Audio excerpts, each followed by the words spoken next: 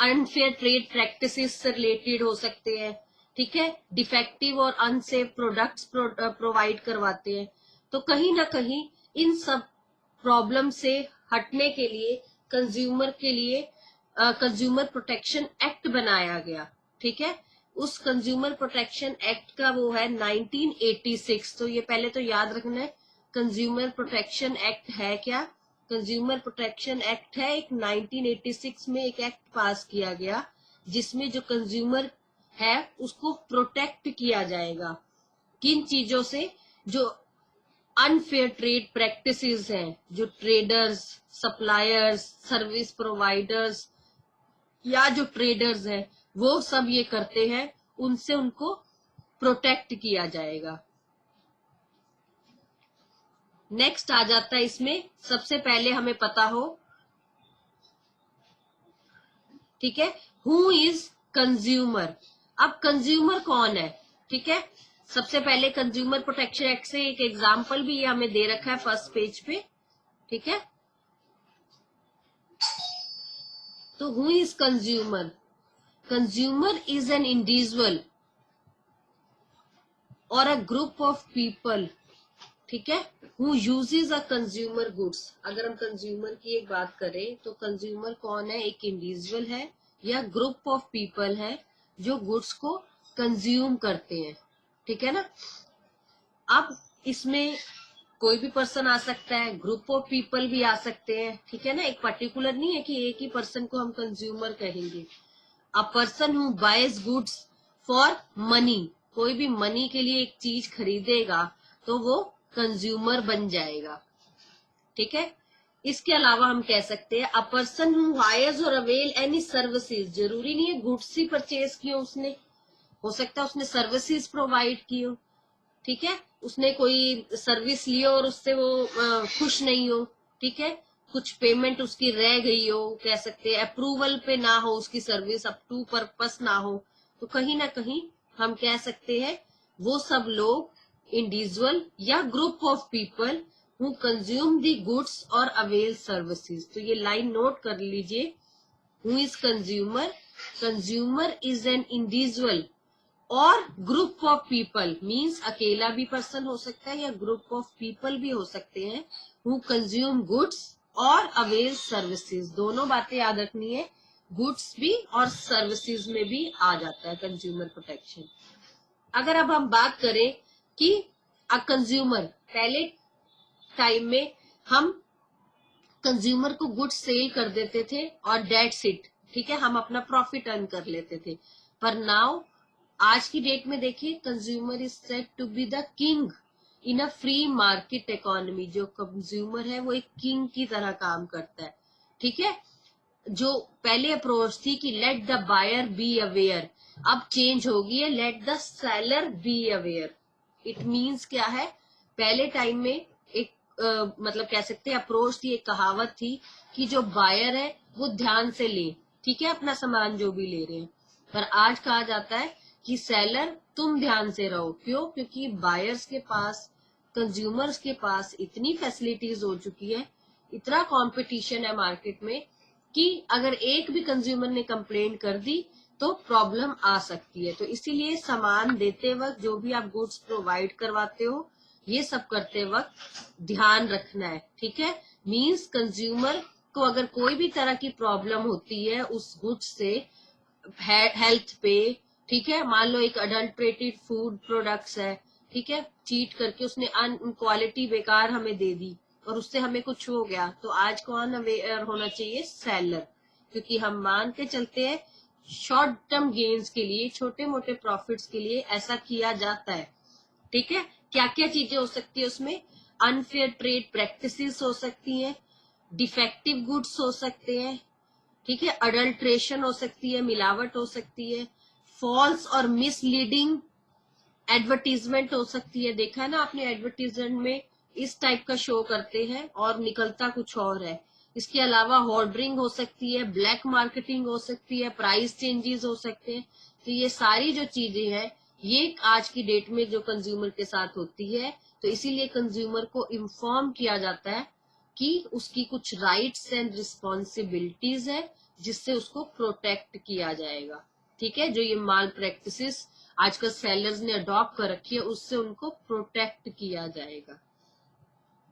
तो ये हमारी थोड़ी इंट्रोडक्शन थी। प्लस हु इज कंज्यूमर, जैसे मैं बता ही चुकी हूँ, a consumer is an individual or group of people who uses or consume goods और सर्विसेज। नेक्स्ट आ जाता है इसमें from consumer point of view. अब इसकी इंपॉर्टेंस आ जाती है फ्रॉम कि कंज्यूमर जो प्रोटेक्शन एक्ट बनाया गया है 1986, इसका क्या बेनिफिट है एक कंज्यूमर के पॉइंट ऑफ व्यू से देखें और एक बिजनेसमैन के पॉइंट ऑफ व्यू से देखें। तो ये हमारा टॉपिक जो है कट हो चुका है, लेकिन पहले ये 100% था, ये आता ही था टॉपिक हमारा। ठीक है, तो कट होने के बावजूद भी मैं थोड़ा बहुत इसको आपको बताना चाहूंगी। ठीक है, सबसे पहले कंज्यूमर पॉइंट ऑफ व्यू से अगर हम देखें कि कंज्यूमर प्रोटेक्शन एक्ट बनाया गया, क्यों बनाया गया। First is consumer ignorance. आज का जो कंज्यूमर है वो इग्नोर है, उसको इतना पता नहीं है, उसको एक तरह की एजुकेट करने के लिए, उसको अवेयर करने के लिए कंज्यूमर प्रोटेक्शन एक्ट बनाया गया। सेकंड आ जाएगा unorganise consumer. Unorganise consumer means जो हमारे कंज्यूमर्स हैं वो अनऑर्गेनाइज्ड वे में जगह जगह फैले हुए हैं, ऑल ओवर इंडिया फैले हुए हैं। तो उनको प्रोटेक्ट करने के लिए, उनको प्रमोट करने के लिए, कंज्यूमर का इंटरेस्ट सेव करने के लिए कंज्यूमर प्रोटेक्ट एक्ट बनाया गया। अब एक होता है ना कि हमारे आसपास है तो चलो इनको बता दिया, अब तो पूरा ऑल ओवर दी वर्ल्ड भी होते हैं यूजर्स, तो सबको प्रोटेक्ट करने के लिए। फिर है wide spread exploitation of consumer. आज की डेट में जो सेलर्स हैं वो कंज्यूमर को कहीं ना कहीं एक्सप्लॉइट करते हैं। कैसे, वही सेव आ जाएगा, डिफेक्टिव गुड्स प्रोडक्ट्स देके, अनसेफ प्रोडक्ट्स से, adulteration, false and misleading advertisement देकर, ठीक है, होर्डिंग करके, ब्लैक मार्केटिंग करके। तो कंज्यूमर को इन सब माल प्रैक्टिसेस से सेव करने के लिए, प्रोटेक्ट करने के लिए भी कंज्यूमर प्रोटेक्शन एक्ट बनाया गया। अब देखिए from the point of view of business, businessman का इसमें या बिजनेस का क्या इसमें फायदा है कंज्यूमर प्रोटेक्शन एक्ट बनाने का। फर्स्ट है long term interest of the business. Business जो भी होता है हम मान के चलते हैं वो लॉन्ग टर्म में जाना है, और लॉन्ग टर्म में प्रॉफिट अर्न करने हैं तो अपने कस्टमर्स को सेटिस्फाइड करना पड़ेगा। कस्टमर कभी सेटिस्फाइड होगा जब वो रिपीट सेल्स करेगा, फीडबैक देगा, वापस आएगा, ठीक है ना, हमारे बिजनेस को इंक्रीज करेगा। तो अगर आप चाहते हो कि लॉन्ग टर्म में आपको प्रॉफिट्स अर्न होए तो कहीं ना कहीं आपको कंज्यूमर को गुड्स जो है वो उनको गुड क्वालिटी के गुड्स प्रोवाइड करवाने पड़ेंगे।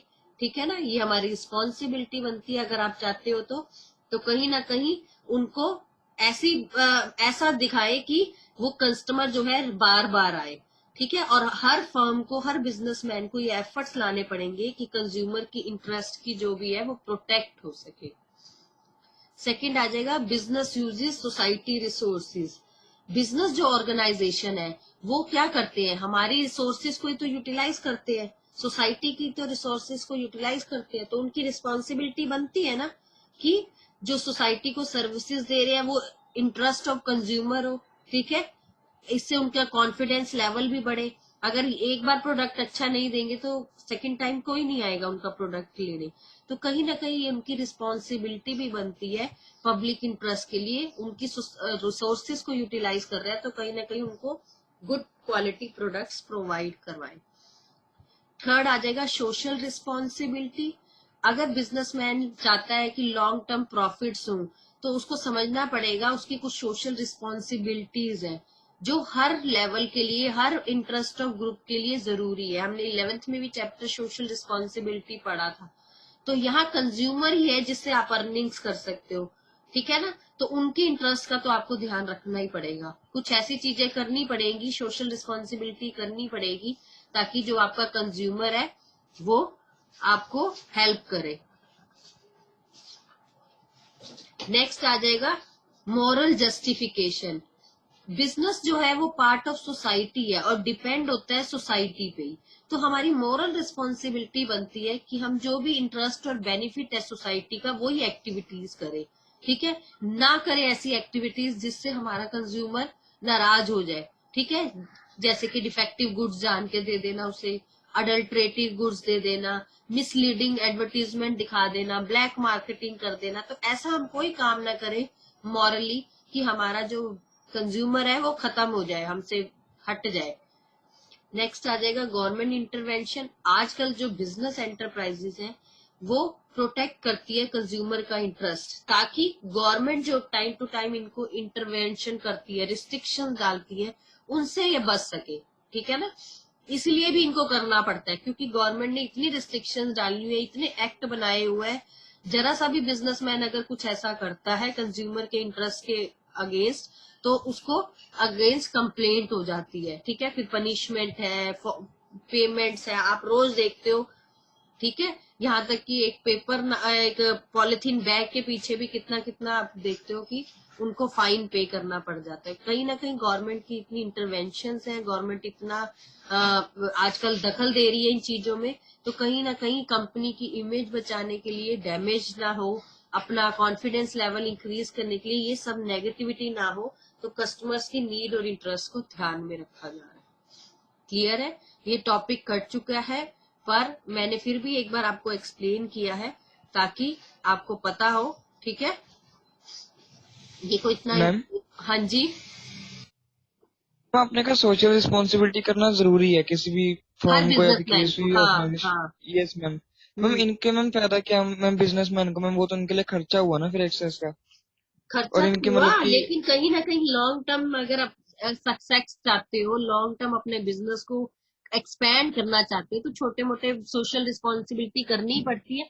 हम 11th से ही पढ़ते आ रहे हैं, सोशल रिस्पॉन्सिबिलिटी करो। हर बिजनेस का सोशल ऑब्जेक्टिव है, ट्रीज लगवा दिए, पोल्यूशन नहीं करना, एम्प्लॉयमेंट क्रिएट करना, यही सब तो है।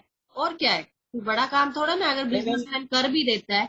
बड़े बड़े बिजनेसमैन देखो क्या क्या कितना कुछ ऑर्गेनाइज करते हैं पब्लिक के लिए, फेस्टिवल्स के टाइम पे। क्यों करते हैं? कहीं ना कहीं उनको पता है हमारी वो जो कस्टमर्स है वो इंक्रीज होंगे आने वाले टाइम में, तो इसलिए इनकी रिस्पॉन्सिबिलिटी बनती है। ये नहीं कि फैक्ट्री लगा दी, एम्प्लॉयमेंट तो दे दी, लेकिन इतना वो कर दिया, पॉल्यूशन कर दिया, तो उसको भी तो वही देखेगा ना बिजनेसमैन। गवर्नमेंट थोड़ा ना देखेगी, या कंज्यूमर थोड़ा ना देखेगा। तो कहीं ना कहीं एक सोशल रिस्पॉन्सिबिलिटी उसकी बनती है कि सिर्फ पैसों के लिए नहीं काम करना। हर ग्रुप जो है, हमने पढ़ा हुआ है सारा सोशल रिस्पॉन्सिबिलिटी, अलग अलग ग्रुप्स, एम्प्लॉयज के लिए थी, इन्वेस्टर्स और शेयर होल्डर्स, हमने सबके अगेंस्ट पढ़ा हुआ है। गवर्नमेंट 11th में तभी ये चैप्टर करवाया गया था पहले। नहीं मैम वो हैंड ओवर कर सकता है गवर्नमेंट को अगर मान लो उसने कोई एनजीओ या कोई ऐसी हेल्पफुल चीज निकाल मतलब वो चलाता है ट्रस्टी है उसका, तो वो हैंड ओवर कर सकता है गवर्नमेंट को। हाँ कर सकता है, कर सकता है बिल्कुल। Okay ma'am. तो ये थी हमारी importance of consumer protection act. ये मैंने थोड़ा जल्दी जल्दी इसलिए बताई क्योंकि हमारे अभी सिलेबस में नहीं है, गो थ्रू करवा दिया कि कल को इंपॉर्टेंस गलती से भी या पूछ ले या पता होनी चाहिए। नेक्स्ट हमारा टॉपिक आता है लीगल प्रोटेक्शन टू कंज्यूमर। अगर लीगल प्रोटेक्शन देखें तो कंज्यूमर के फ्रेमवर्क में काफी रूल्स एंड रेगुलेशंस फॉलो हुए थे, जिसमें राइट टू इंफॉर्मेशन एक्ट हुआ था 2005 में। ठीक है, उसमें सारे सिटीजन्स के लिए कुछ एक्ट बनाए गए थे। उसमें फर्स्ट है, सबसे पहला यही है, कंज्यूमर प्रोटेक्शन एक्ट 1986, जो हमारे चैप्टर का नेम है। कंज्यूमर प्रोटेक्शन एक्ट का क्या क्या यूज है? फर्स्ट है, इट प्रोवाइड्स, हम कह सकते हैं, safeguards to consumers against defective goods, defective services, हमेशा ध्यान रखना है गुड्स के साथ सर्विसेज भी बोलना है, unfair trade practices and any other form of exploitation। Means consumer को सेफ गार्ड करना है हमने इन सब चीजों से, चाहे डिफेक्टिव गुड्स हो, चाहे सर्विसेज हो, चाहे any type of unfair trade practices हो। प्लस इसके अलावा कंज्यूमर प्रोटेक्शन एक्ट का क्या यूज था? It provide setting up of 3 tyre machinery. 3 tyre machinery है, मतलब 3 फॉर्म्स निकाले गए थे कंज्यूमर्स के लिए। First is district forum, second is state commission and third is national commission. It means कि सबसे पहले अप टू द अमाउंट है कुछ, कि अगर किसी को कोई दिक्कत है, किसी को कोई कंप्लेंट करनी है, तो सबसे पहले वो डिस्ट्रिक्ट फोरम में जाएगा। अगर डिस्ट्रिक्ट फोरम में वो सेटिस्फाइड नहीं होता अपनी कंप्लेंट से, तो वो स्टेट कमीशन में जाएगा, और अगर स्टेट कमीशन से भी वो नहीं सेटिस्फाइड होता तो फिर वो नेशनल में जाएगा। पर जो नेशनल में जो भी इसका निकल के आएगा, वो उसको मानना पड़ेगा कंज्यूमर को। तो 3 फॉर्म्स बनाई गई है, पर एक पर्टिकुलर अमाउंट पे है कि अगर आपका अमाउंट ही 1 करोड़ का है जिसपे आपने किया है, तो आप फिर सीधा नेशनल में ही जा सकते हैं, फिर आपको डिस्ट्रिक्ट स्टेट में जाने की जरूरत नहीं है। पर स्टार्टिंग होगी डिस्ट्रिक्ट से, फिर अगर नहीं सेटिस्फाइड होते विद इन 30 डेज आपको स्टेट में जाना पड़ता है, और विद इन 30 डेज आपको नेशनल में जाना पड़ता है। इसकी डिटेल हम आगे करेंगे। थर्ड आ जाता है, it provides the formation of consumer protection in every district and state level and in apex level, means her level पे इसको प्रोवाइड किया गया। तो ये हमारा फर्स्ट है कंज्यूमर प्रोटेक्शन एक्ट 1986। नेक्स्ट जो हमारा लीगल प्रोटेक्शन हुई, ये सब कंज्यूमर्स के लिए इसलिए बता रही हूँ क्योंकि फर्स्ट टॉपिक तो हमारा चैप्टर पे ही है, बाकी सब हमारे चैप्टर से रिलेटेड नहीं है, लेकिन आपको पता होना चाहिए। Second is Indian contract act 1872। Indian contract act कहता है कि ये प्रोटेक्ट करता है और सेव गार्ड करता है interest of the parties of contract. It means जब भी आप किसी के साथ बिजनेस में या वैसे कॉन्ट्रैक्ट करते हो, ठीक है, कोई लीगल कॉन्ट्रैक्ट करते हो और वो आपको किसी भी तरह से धोखा दे देता है, डिफरेंट पार्टीज होती है, ठीक है, तो कहीं आपको ऐसा कुछ मिलता है पार्टीज के बीच में, या ब्रीच ऑफ कॉन्ट्रैक्ट हो जाता है। ब्रीच ऑफ कॉन्ट्रैक्ट होता है जो कॉन्ट्रैक्ट आपके बीच में हुआ था, जो बात हुई थी, उसने वो बीच में तोड़ दी। एग्जाम्पल ले लेते हैं, हमने एक हाउस लिया, घर लिया, हमारी बात हुई थी मान लो 10 लाख की, ठीक है, 1 लाख हमने अभी दे दिया था, 1 लाख, और बाकी 9 लाख हमने बाद में देना था। अब उसने किसी और को वो घर सेल कर दिया, तो हमारा तो 1 लाख बीच में गया ना, और हमारा कॉन्ट्रैक्ट हुआ था 10 लाख पे, तो कहीं ना कहीं वो कॉन्ट्रैक्ट तोड़ दिया गया। तो कॉन्ट्रैक्ट एक्ट से रिलेटेड भी एक एक्ट बनाया गया जिसमें जो कंज्यूमर्स है उनको प्रोटेक्ट और सेफ गार्ड किया जाएगा, और जो दोनों पार्टीज है उनको बाइंडिंग किया जाएगा ईच अदर से, ताकि वो अपने जो प्रॉमिस है उसको तोड़ ना सके, उसको ब्रीच ना कर सके। और रेमेडीज भी अवेलेबल करवाई गई पार्टीज को in case of breach of contract. अगर किसी को लगता है बीच में कॉन्ट्रैक्ट को तोड़ना है, भाई नहीं अब बात बन रही, तो कैसे कैसे उसको किया जा सकता है, उसके लिए रेमेडीज भी है। मैम हाँ जी, मैम अगर ऐसे कोई बीच में कॉन्ट्रैक्ट ब्रीच करता है मैम, तो फिर उस पर पेनल्टी भी लगती है? हाँ जी, पेनल्टी लगती है, वो गवर्नमेंट ने लगाया हुआ है, एक्ट बनाया हुआ है ना, उसमें सारे रूल्स एंड रेगुलेशंस है। अगर कोई पार्टी बीच में इस टाइप का करती है तो उसके ऊपर क्या क्या वो चार्जेस लगेंगे, सब सारा उसमें कॉन्ट्रैक्ट में दिया हुआ है। जो कॉन्ट्रैक्ट एक्ट है, ये पूरी वैसे एक बुक है आगे चल के, ठीक है ना, इस पे पूरी बुक होती है लीगल कॉन्ट्रैक्ट। ये जितने भी हमारे बिजनेस के कॉन्ट्रैक्ट्स होते हैं, बिजनेस में कितने टाइप के कॉन्ट्रैक्ट्स होते हैं, तो उनके ऊपर ये एक तरह की वो बनी हुई है, ठीक है ना। ये एक्ट प्रोवाइड करवाने जरूरी थे क्योंकि हम मान के चलते जो सेलर है वो कहीं ना कहीं कंज्यूमर को चीट कर रहा था। तो एक्ट से क्या हो गया, अब सेलर भी डरता है, तभी हमने फर्स्ट लाइन बोली ना, सेलर बी अवेयर, कि अब सेलर जो है वो भी अवेयर हो जाए, क्योंकि एक्ट बने हुए हैं। और अब तो कंज्यूमर्स पे इतने बड़े बड़े एक्ट लग चुके हैं, अभी रिसेंट ही आया है इसी महीने, आप उसको स्टडी करना और देखना। नेक्स्ट आ जाता है हमारा third is sale of goods act 1930। Sale of goods act means ये एक्ट सेफ गार्ड करता है बायर को अगेंस्ट दी, मतलब सेफ गार्ड्स करता है against the buyer in case goods purchase are not according to the warranty. Means कोई goods आपने purchase किए, उसमें कोई टाइम पीरियड या वारंटी थी, लेकिन अब वो वारंटी निकल चुकी है, या कुछ भी हो सकता है केस उसमें, तो ये हमें उसमें प्रोटेक्ट करता है सेल ऑफ गुड्स एक्ट में। नेक्स्ट आ जाता है essential commodities act. Essential commodities जो एक्ट है उसका एम है कि जो भी प्रोडक्शन हो रही है, सप्लाई हो रही है, डिस्ट्रीब्यूशन हो रही है एसेंशियल गुड्स, या एसेंशियल गुड्स पता है सबको, जो मेन रोज की नेसेसिटी गुड्स है, उनमें ये क्या करते हैं, आपने देखा होगा, मान लो जैसे अनियंस है, आ रहे हैं उनकी, पीछे से कहेंगे नहीं सप्लाई नहीं आ रही, पीछे से डिस्ट्रीब्यूट नहीं हो रहा, एप्पल्स का हो रहा है जैसे आजकल की, पीछे से आ नहीं रहा कोरोना करके, तो चलो, तो ऐसे कुछ गुड्स को ये स्टोर कर लेते हैं और फिर उस टाइम रिलीज करते हैं जब ज्यादा डिमांड बढ़ जाती है, फिर हाई प्राइसेस पे करते हैं, ऐसा तो कॉमन होता ही है हमारे यहाँ।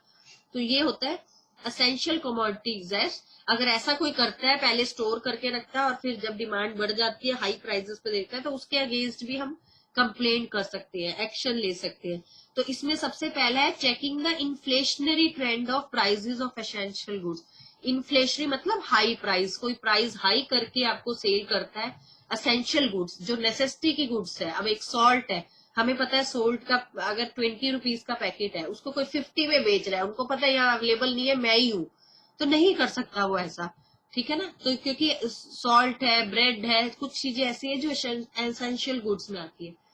फिर आ जाएगा equal distribution of essential goods. जो डिस्ट्रीब्यूशन है उसका इक्वल हो, मीन्स वही बात होगी, स्टोरेज ना हो, ठीक है ना, या वन पार्टी को ज्यादा दिया जाए, दूसरी पार्टी को ना दिया जाए, कुछ इस टाइप का हो।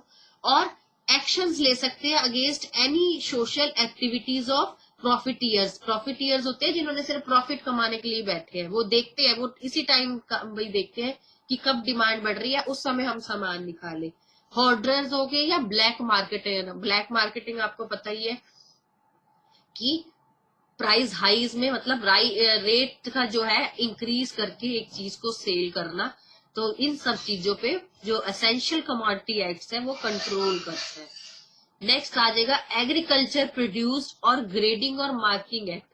ग्रेडिंग और मार्किंग क्या होता है, एग्रीकल्चर जो प्रोडक्ट्स होते हैं उनमें ग्रेडिंग होती है। जैसे आप राइस ले लो, राइस आपको 10 रुपीज kg भी मिल जाएगा, 200 भी मिल जाएगा, ठीक है, 50 भी, 100 भी, बड़ी वेराइटी है। तो इन चीजों में जो एग्रीकल्चर प्रोड्यूस होते हैं इनमें भी एक्ट बनाया गया है।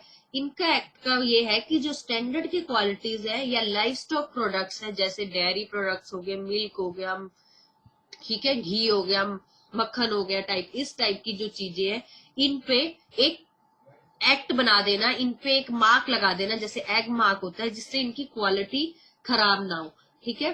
इसमें बताया जाता है कि एक एक्ट जो बनाया गया ये देखेगा जो स्टैंडर्ड्स और लेस प्रोसीजर जो किए गए हैं अगेंस्ट ग्रेडिंग और मार्किंग या पैकिंग से रिलेटेड, वो क्या सही चल रहे हैं या नहीं चल रहे। नेक्स्ट आ जाएगा ये क्वालिटी मार्क देगा, जिससे एग्रीकल्चर का पता चल जाएगा कि एग्रीकल्चर ये प्रोडक्ट है, ठीक है। आपने जितने भी एग्रीकल्चर से रिलेटेड प्रोडक्ट्स खरीदते हो उस पे एग मार्क का साइन लगा होता है, तो कहीं ना कहीं आपको ये डिफाइन कर देगा एग्रीकल्चर प्रोडक्ट से। फिर आ जाएगा prevention of food and adulteration act 1954। अब prevention of food and adulteration act क्या कहता है, ये एक्ट कहता है कि कोई अडल्ट्रेटेड ना करे फूड आइटम्स में। अडल्ट्रेटेड पता है ना, जैसे कि हमारी जो ये पल्सेस होते हैं, दालें होती हैं, इनमें मिक्स कर देते हैं, काली मिर्च है उनमें मिक्स हो जाता है, अडल्ट्रेटेड कर देते हैं। तो उनकी जो क्वालिटी है, प्योरिटी है, उनको मेंटेन तो करना, ताकि पब्लिक की जो हेल्थ है वो खराब ना हो, तो उसके लिए ये एक्ट बनाया गया है। नेक्स्ट है standard of weight and measures act. Weights अभी अब बड़ी प्रॉब्लम है, ठीक है ना, देखा होगा आपने, जो ये सेल करते हैं, सोल्ड करते हैं, डिस्ट्रीब्यूट करते हैं, वेट से करते हैं, नंबर से करते हैं। मान लो मैंने 1 kg वो करवाया है और उसने कुछ कर रखा है माल प्रैक्टिसेस, उसने ये अंडर वेट दे दिया मुझे, ठीक है, अंडर मेजर दे दिया, तो अगर ऐसा भी कोई करता है तो उसके अगेंस्ट भी एक्ट बना हुआ है, weight and measure act. Next आ जाएगा ट्रेडमार्क एक्ट। ट्रेडमार्क एक्ट है जो भी प्रोडक्ट है आपका, ये एक्ट रिवील करता है या रिप्लेस करता है ट्रेड एक्ट से रिलेटेड। मींस कोई भी अगर फ्रॉड मार्क लगा के आपके प्रोडक्ट्स को सेल करता है, जैसे नाइकी का है, ठीक है ना, शूज बना लिए और उसपे नकली ब्रांडेड वो लगा दिया नाइकी का, थोड़ा नाम चेंज कर दिया, बहुत आते हैं आपको पता है ये तो सारी चीजें। तो ऐसी चीजें जो ट्रेडमार्क को यूज किया जाता है उसको प्रिवेंट करने के लिए, इन फ्रॉड आइटम से उनको प्रोटेक्ट करने के लिए कंज्यूमर को ये एक्ट बनाया गया। नेक्स्ट है द कंपटीशन एक्ट।